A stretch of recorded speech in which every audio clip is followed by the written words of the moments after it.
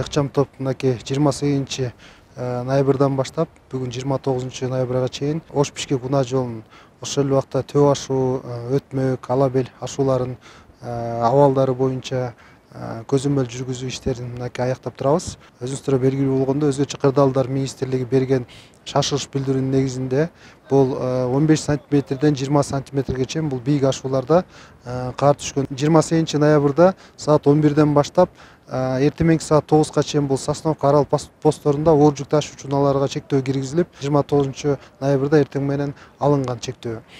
Биз азыр жеринде дагы көрүп келдик, алабелде дагы жол каттамдары калыбына келтирилип, жол бардык тазаланган, тиешелүү инерттик материалдар дагы себилип ачылынган. Салыштырмалуу айта турган болсок, бул өтмөк ашуусун тейлеген 36 деп ишканасынын башка перевалдагы деп ишканаларга салыштырмалуу иштерин жогорку эмес деңгээлде экени көрүндү. Тиешелүү өлчөмдө тазаланып ачылган эмес.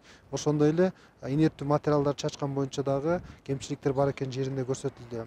Ал эми башка кызматтар боюнча айта турган болсок, өтмөк ашуусунда биздин текшерүү убагында бир дагы патрулдук көзөмөлдөгөн бир дагы кызматкерди көрө алган жокпуз тилекке каршы. Өзгөчө кырдаалдар министрлигинин дагы убактылуу жайгаштырылган куткаруу постторундагы тиешелүү текшерүү иштерин жүргүздүк. Ал жерде да кемчиликтер жок эмес. Жеринде кемчиликтердин баары көрсөтүлүп, оңдолду. Бул Сосновка арал постторунда дагы жылытуу пункттары жана тамак аш берүү пункттары дагы толук кандуу даярдыкка келтирилген эмес.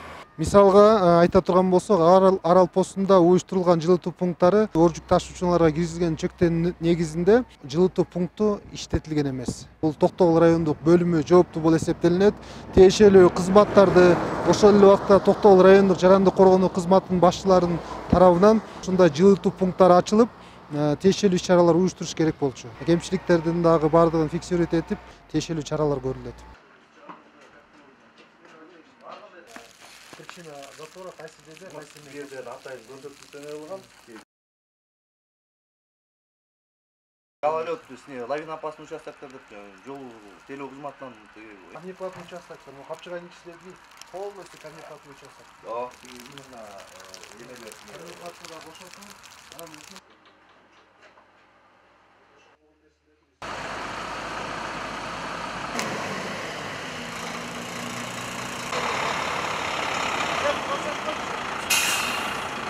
Seplerdi görsötüp koyuңуз.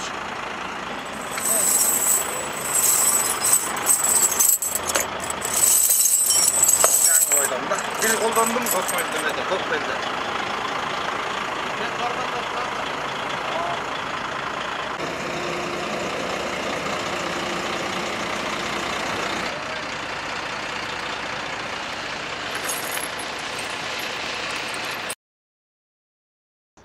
Айдоочулардын ар бирине эскертүү берип атабыз. Биринчиден, жол транспорт кырсыгынын алдын алуу үчүн, тыгындарды жаратпоо үчүн аралыктарды 500 метрден так сактап, анан тайгалакка барганда, сыйгалакка барганда септерин ошого жетпей тагып, себин тагып, бири-бирине тоскоол жаратпай айдап кетишине ар бирине айтып түшүндүрүү иштерин жүргүзүп атабыз. Мен эми элге жана жүргүнчүлөргө, айдоочуларга кайрыларым, кышка даярдыкты жакшы кылыш керек, септерин алып алыш керек. И кокус жол тыгыны боло турган болсо, карама-каршы тилкеге чыкпаш керек. Ошол карама-каршы тилкеге чыкса, астында келаткан автоунаага тоскоол жаратып, жол тыгынын пайда кылат. Ошону суранат элем.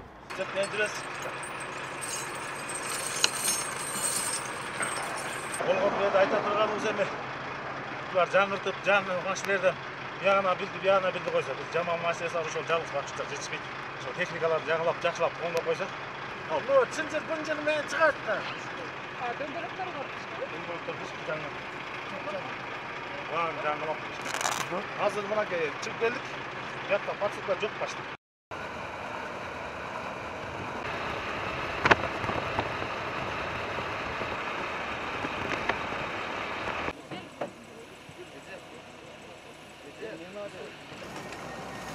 Машина тüm kaldı, civarda kaldı. Sep var mı? Sep var. Aslatқа çıksın da gidiyor. Hazır yemeleri gelse. Азыркы учурда өзүңүздөр айткандай Сосновка постунда турабыз. Бүгүнкү күндө Бишкек Ош автоунаа жолунун кандайдыр бир жолдогу кырсык катталып же бир чектөөлөр киргизилсе, ошол учурда Сосновка постунда атайын жылытуучу жана тамак берүүчү жай уюштурулган. Атайын жана кургак кесме сыяктуу баягы 500 дана 500 кишиге атайын ырасталган даярдыктары бар. Андан тышкары бу жерден жергиликтүү бийлик тарабынан дагы дүкөндөр менен келишимдер түзүлүп, баягы продукты питаниялар ырасталган. Алар тарабынан да тамак бышырылып, ошол жерден берүүгө дайынбыз. Азыркы учурда бул 2 дана МЖдин ичинде баягы керектелүүчү идиш аяктар жана ошондой эле баягы тамак жасаганга атайын казан аяк бүт нерселери ырасталган. Жана ошондой эле чай кайнатууга 250 литрлик титан бар. Жана ошондой эле отун, жылытуучу аспаптар менен камсызданган. Аба ырайдын кескин өзгөрүлүп, ошо өзгөргөн учурда сразу атталган учурда баягы эң биринчи өзгөчө кырдаалдар министрлик тарабынан Чүй областтык башкарманын Жайыл районунун өзгөчө кырдаалдар бөлүмү жайгашкан. Ошонун куткаруучулар тарабынан бир ордуна келип тамакын уюштуруу жана берүү иш-чараларын уюштурат. Бул жерде бүт эле Жайыл районунун жарандык коргоо кызматтары бүт эле тартылган. Эми баардыгы болгондо керектелүүчү бизде эң биринчи бирден жол тейлөө кызматы иш алып барат баягы. Андан тышкары гай кызматкерлери, эме жергиликтүү айыл өкмөтүнүн өзүнүн эме кызматкерлери да тартылат.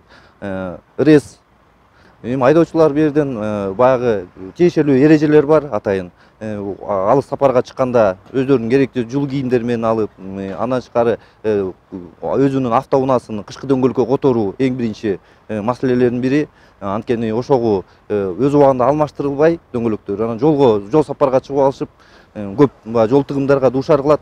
Жана ошондой эле чынжырчасы болуш керек өзүнүн жанында. Жол эрежелерин сактоо ирети, машинелердин алыстыгын 500 метр сактоосун, ушундай эрежелерди сактоосу талап кылынат. Д36 ишканасы Өтмөк ашуусун тейлеп келебиз да, узундугу 36 чакырым жол. Ошол жерден жатакана баарысы бүт обеспечетилген.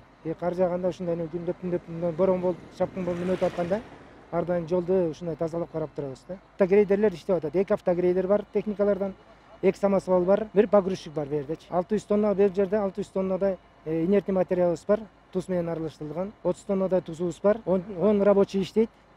Ушул жерде жатып механизаторлордон алтоо.